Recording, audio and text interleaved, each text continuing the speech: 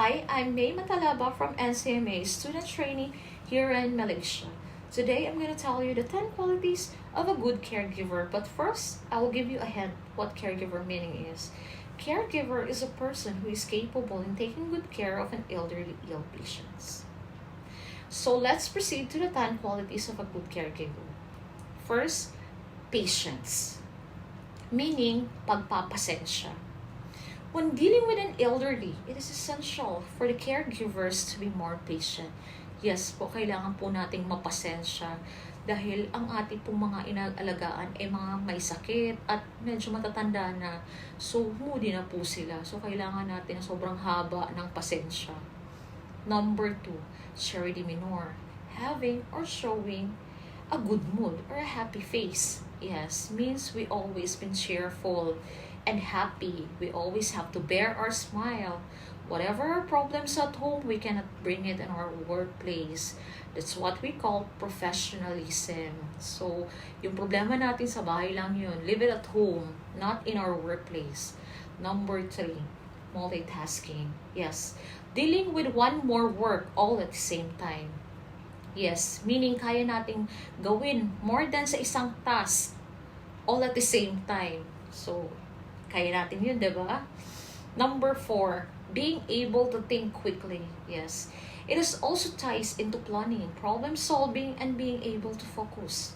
Means you always have presence of mind to stay focused in every bad situation. Like, being attentive, ganon. For example, to your patient, he show a sign na he's running out of breath. So automatically, you know what to do. At least the basic first aid. Number 5, punctuality. It is a habit of completing tasks on time, our works on time. It is an etiquette which encourages us to complete our works on time. Means in everything we do, we must discipline ourselves to get the job done on time. And also, if we have other appointment, we need to come always ahead of that time. Number 6, willingness to learn. It is a desire to acquire new knowledge and development. Means, you open up your mind to certain new things at dapat din interesado ka sa mga bagay na dapat mo pang matutunan. Number 7, being a good listener. Fosters meaningful relationship with those around you. Means, we need to listen to those relatives ng mga pasyente natin. Yung mga habilin nila, yung mga dapat at hindi dapat nating gawin. You have to take note of that. At syempre, sa doktor ng ating mga pasyente. So that hindi tayo magkakamali. Number 8, kindness and empathy. This is needed in our everyday life, especially when interacting with others. This will help you exhibit kind, loving behavior of our patients. Means, pagbibigay malasakit sa ating pasyente. For example, if we see them crying, we know how to comfort them. It's like treating them like a real family member. Number 9, willingness to go extra mile. This is willing to make a special effort to do. Means, willingness to accompany your patients for a grocery shopping, for appointment to the doctor, for a walk in the park, ganun. Anywhere, you have to accompany your patient. Number 10, being able to take responsibility. Empowers you with the ability to be accountable for your own behavior, to think critically, perform well with juries, and handle big and small tasks with ease. Meaning, accepting your job, you must already know your responsibility. You are accountable in each of your actions. Alam mo na ang dapat at hindi dapat mong gawin. Dapat maging tutok tayo sa ating mga trabaho at maging responsable. And that's for all. Thank you! 7 steps to hand hygiene.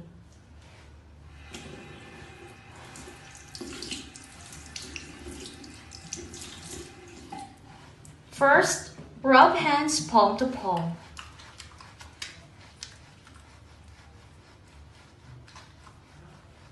Second, rub the back of both hands. Third, palm to palm with fingers interlace. Fourth, back of finger to opposing palm with fingers interlock. Fifth, rotational rubbing of right thumb clasped and left palm, vice versa.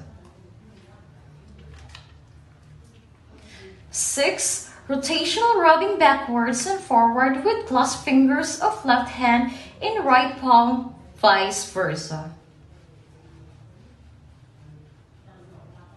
And last, rub left hand over the right wrist using rotational movement up to my forearms, vice versa.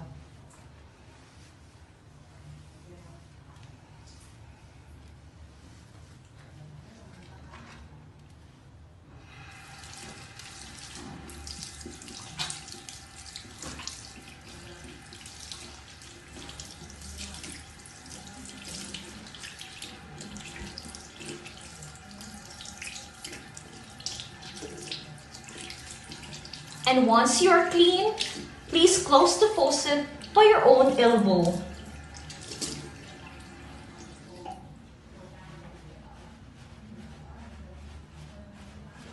Secure a clean towel for you to wipe.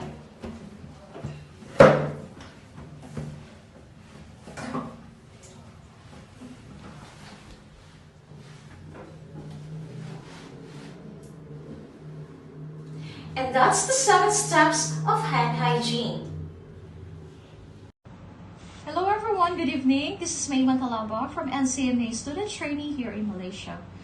Tonight, I'm going to show you the NGT Feeding Administer.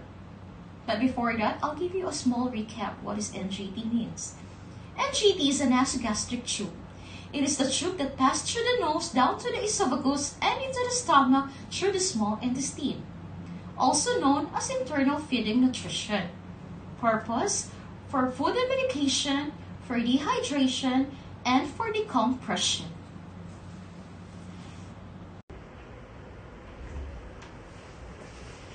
Hi ma'am, good evening. Hello. Did I disturb you? No. You still sleepy? No. Anyway ma'am, I am May and I'm your caregiver for tonight. What's your name ma'am? My name is Karina. How old are you? 31. Okay, so since it's my shift, I am the one who will feed you on the nasogastric tube feeding. So any discomfort that you feel, you have to let me know, okay? Okay, I will secure your privacy first. And then I will gather all the equipments that we need.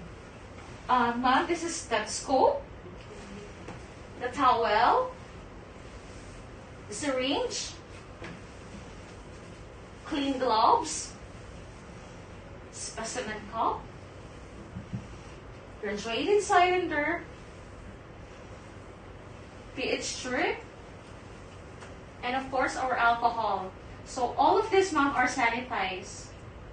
So can we start feed now? Okay. Elevate or adjust the bed 45 degrees angle.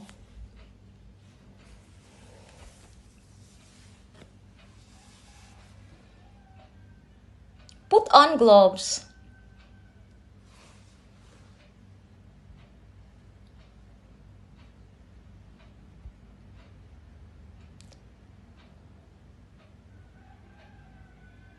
Put towel over the patient's chest.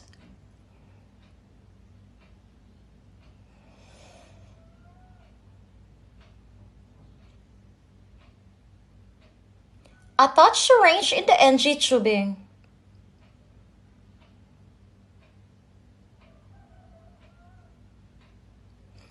Check or aspirate the residual tube feeding into the patient's stomach.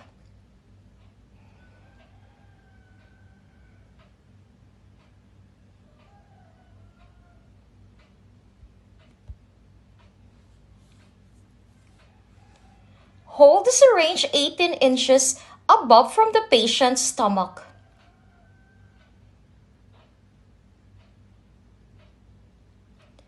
Pour feeding formula with 30 to 60 ml at a time.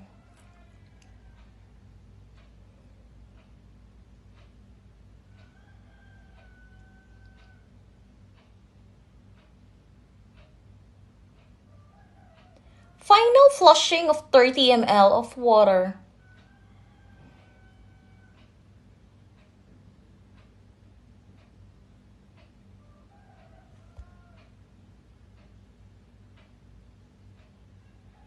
Check patient respond after feeding.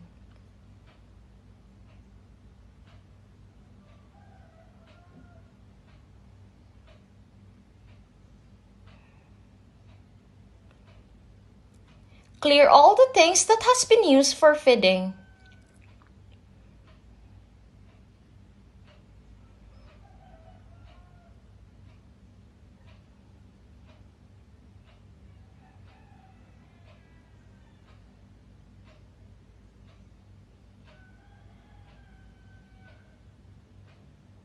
Perform a hand hygiene.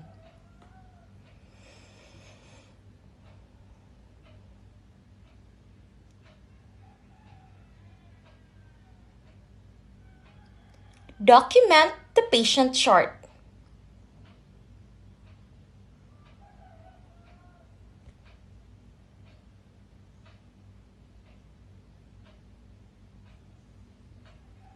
Medication is in the middle of feeding. If got any problem during feeding, call the doctor immediately. Transferring from bed to wheelchair.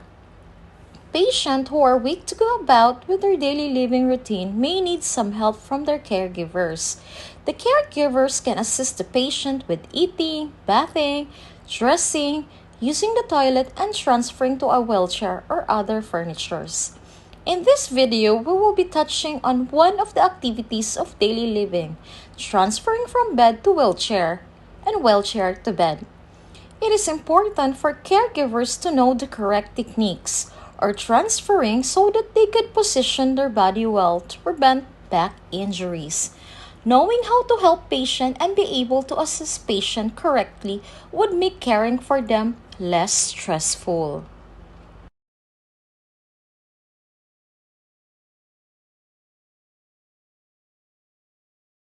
Before anything else, I'll make sure that my hands is clean before I go to my patient's room. So I'll do a hand hygiene.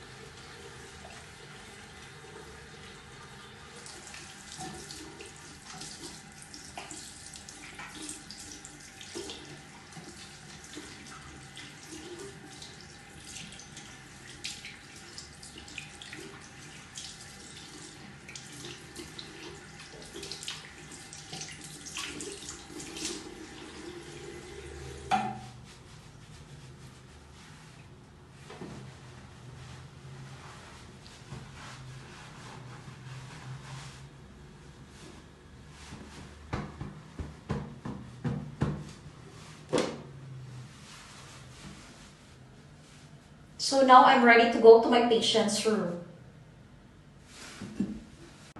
Hello everyone, this is Mantalaba from NCMA, student trainee here in Malaysia. Today I'm going to show you how to transfer my patient from bed to wheelchair and wheelchair to bed. So let's start now. Hi ma'am, good evening.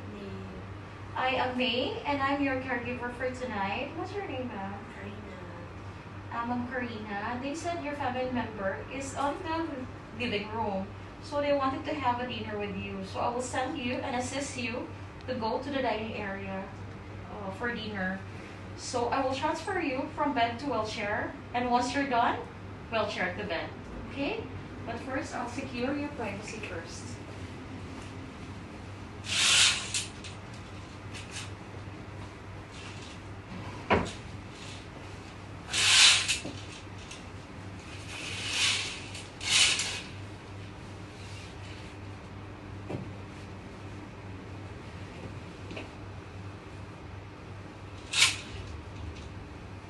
I'll check your body condition first, ma'am.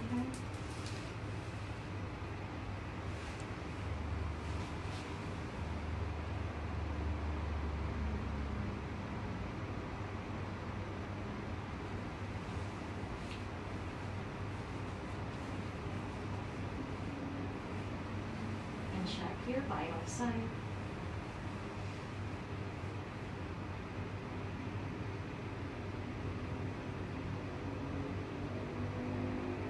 So everything is good.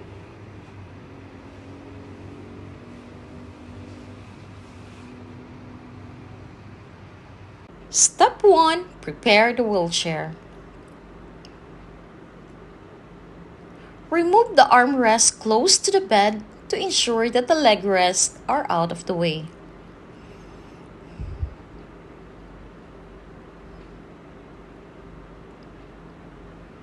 Step 2. Turning in bed. In this case, the patient bend the left knee to turn right. With your left hand, holding onto the patient opposite shoulder, left shoulder, and right hand holding onto the patient opposite hip, left hip, turn the patient towards his right. Step 3. Setting up. Gently lower the patient legs off the slide of the bed with your right hand while supporting her left shoulder blade with your left hand. Place the right hand on the patient's left hip and your left hand on her right shoulder blade to bring the patient to a sitting position. Do let her rest for a moment if she's feeling dizzy. Step 4. Transferring from bed to wheelchair. Position the wheelchair close to the patient at 30 to 40 degrees angle with the brakes properly locked. Place your hand on the patient body. Lean patient forward before lifting the patient and turning the patient towards the wheelchair. During the turning, gently lower the patient into the wheelchair.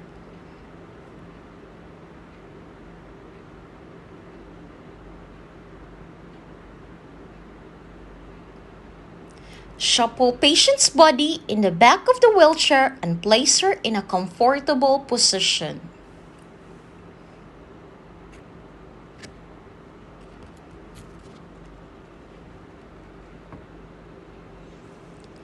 Adjust the armrest and footrest back into her positions.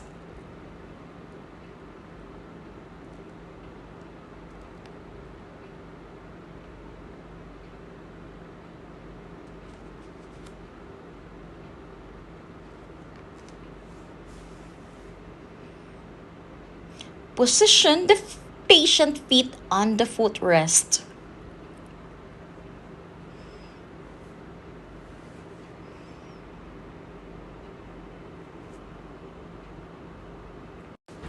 Transferring wheelchair to bed.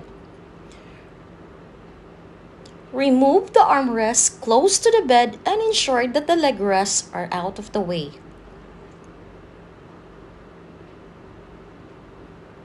Lock the wheelchair again. Make sure that the wheelchair is close to the bed for about 30 to 40 degrees angle.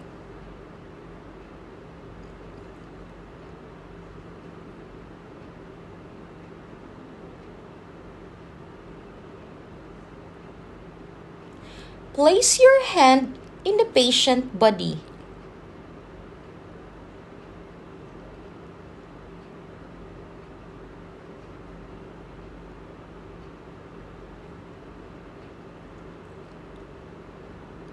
Lean the patient forward before lifting the patient.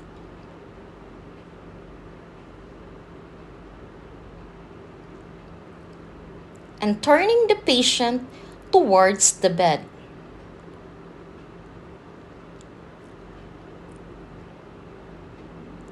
Gently lower down the patient into her bed.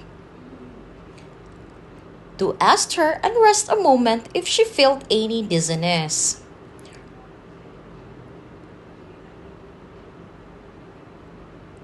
Help her to lay down again on her bed in a comfortable position.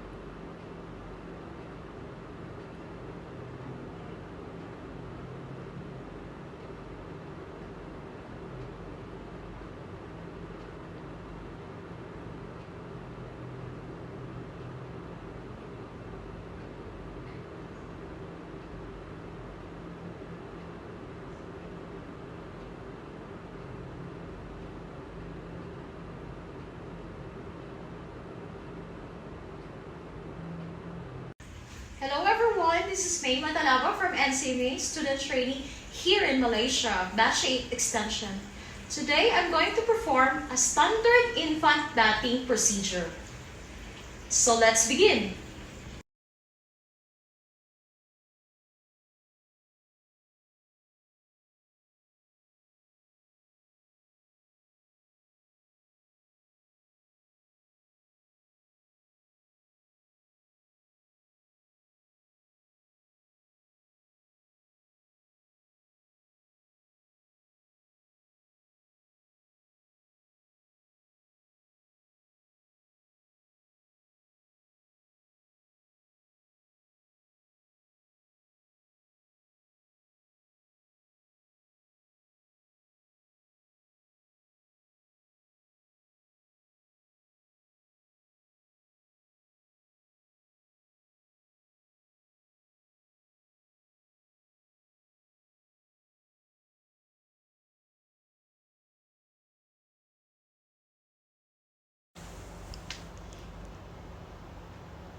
Infant bathing procedure.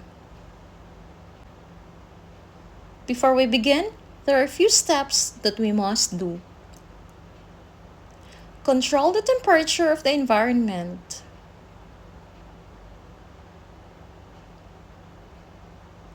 Make sure that the window is closed.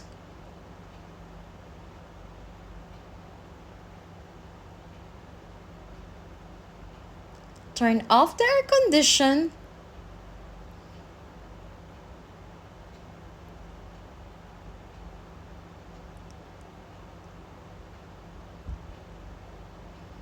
And the electric fan.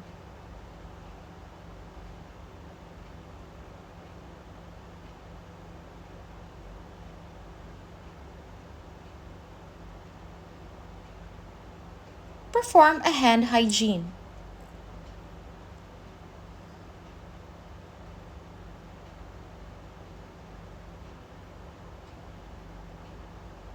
Gather the bathing materials. Make sure that it was placed where it should be and everything within your reach. Once the baby placed in the bathing area, there should never be a chance to walk away, even a seconds. All your attention must be on the baby. Have all the comforters ready where you can place him/her after you bath. Best time to shower the baby is 6 to 10 a.m. in the morning. Ideally, it's in the kitchen area where there is a plenty of space. You also need to check the baby vital sign. Anything alarming must inform the parents or the medical staff immediately. Check the water quantity and temperature. It should be 37 to 38 degrees Celsius. Once the baby put in the bathing area, don't let her unattended. Inform the parents about the procedure. Get the baby from his parents so that you can start the actual procedure. Lay down the baby on the bathing area. Expose the baby's head.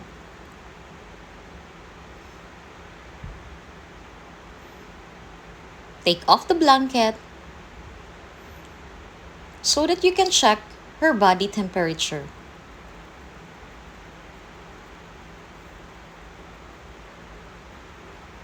It must be 36.5 degrees Celsius to 37.5 degrees Celsius.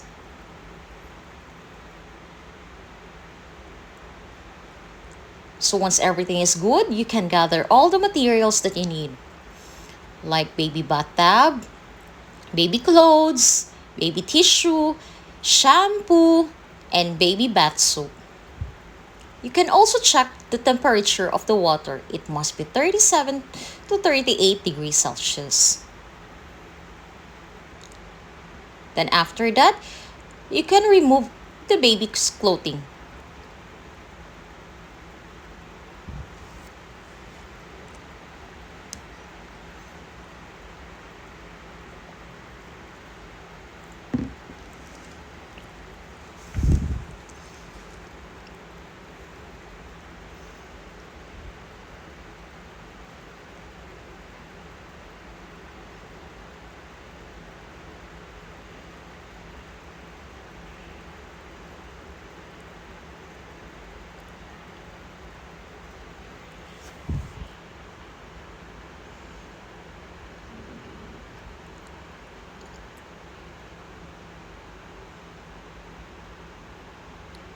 Put in the laundry bin. Now you can start the cephalocaudal.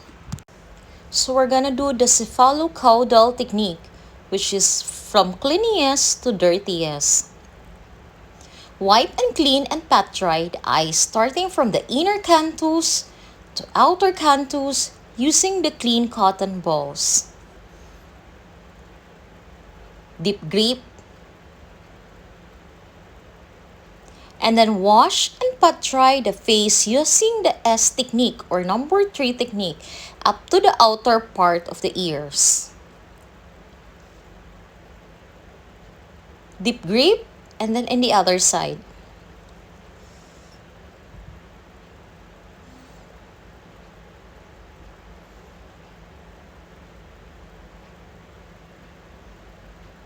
Throw. Using the football hold, wash the head and shampoo the hair.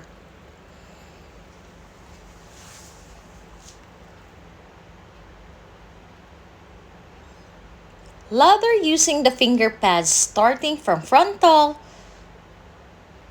to the occipital area. Wash. Make sure that it will bubbles.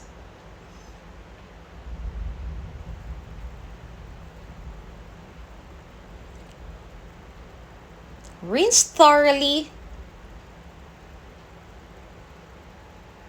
and pat dry.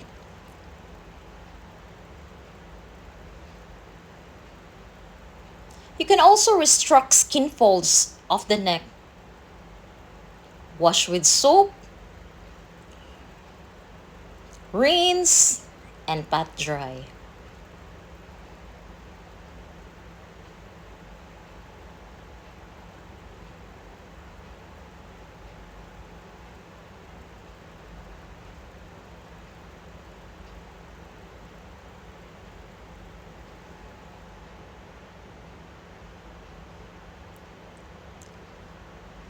Lay the baby to his back.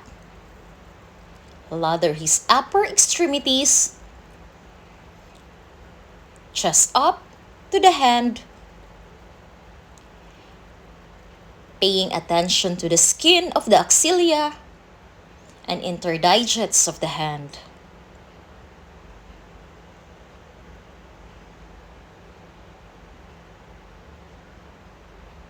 Rinse. Rinse thoroughly.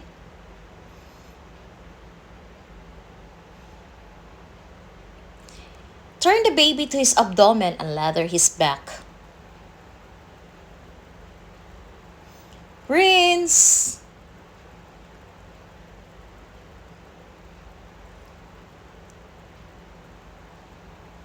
And then pat dry.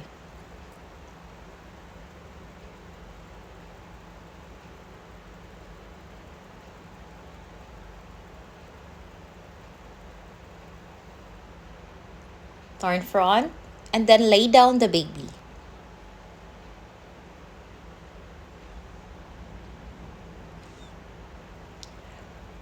Remove her diaper. Using a clean cotton.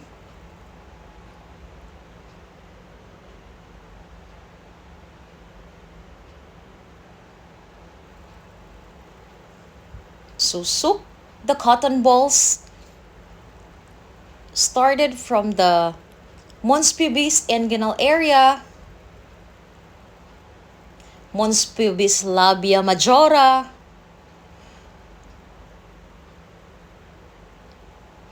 and mons pubis labia minora. Repeat in the other side. Deep grip, mons pubis to inguinal area, deep grip, mons pubis to labia majora, throw. Deep grip, mons pubis labia minora, throw. And the last is mons pubis to urethral orifice, to clitoris and vaginal opening, going to anus. So once done, dispose the diaper. Put it in a plastic and tie it up.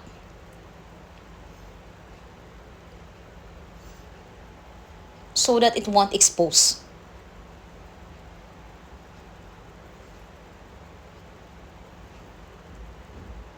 Throw it in the trash bin. After that, using same technique, which is a football hold, wash soap on the lower extremities of the baby.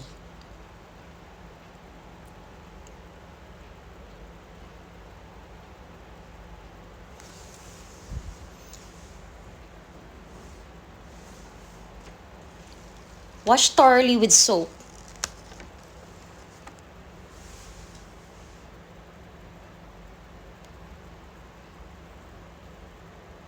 You have to pay attention to the interdigest of her feet.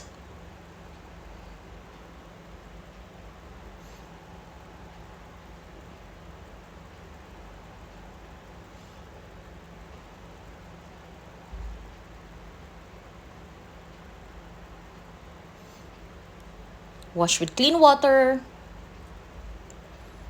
Rinse and rinse. Wash thoroughly.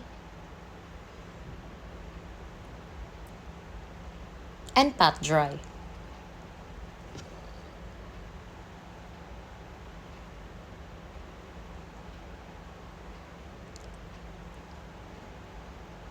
So once everything done, lay down the baby into a clean towel.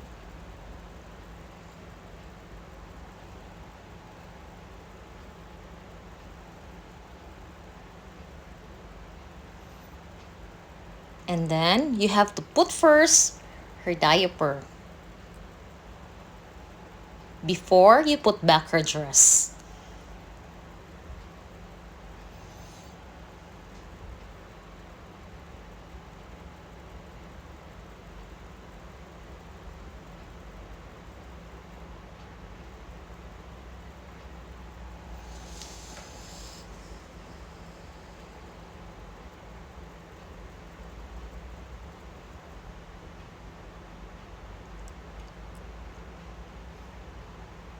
Don't tighten so much her diaper. Just okay. Not so loose, not so tight. So that she won't be irritated.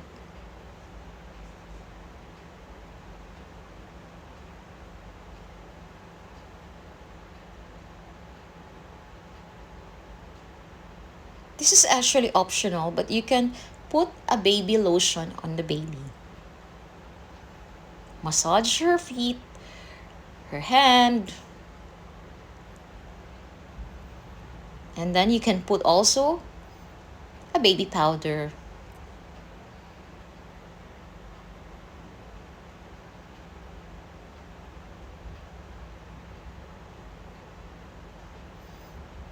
You can also clean her head with a baby tissue. It must be a soft tissue, huh? And then um, cotton buds for her outer part of the ears.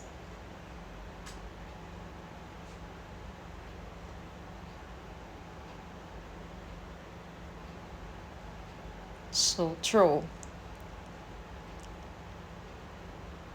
And then you can put back her dress. It must be a comfortable dress.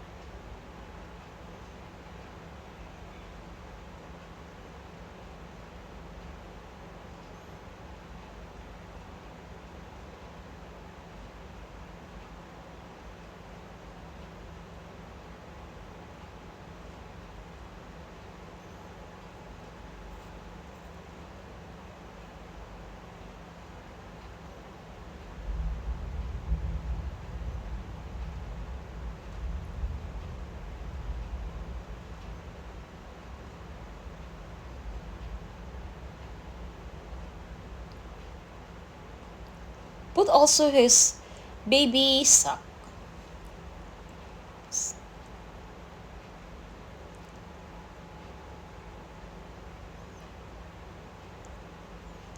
So that the baby could feel warm again.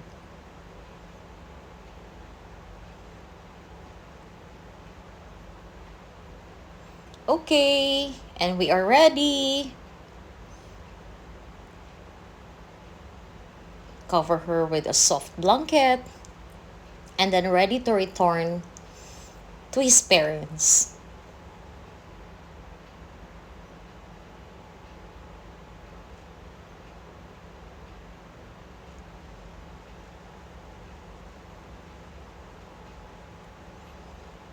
So, and we are ready.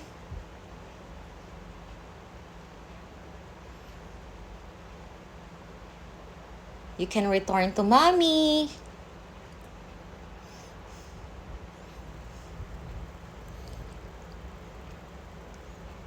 So after that, we have to do aftercare procedure. Discard all the disposals.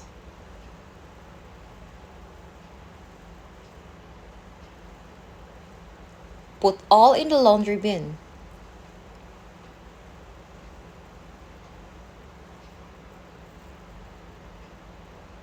Return the reusable equipments under designated places. Document as necessary.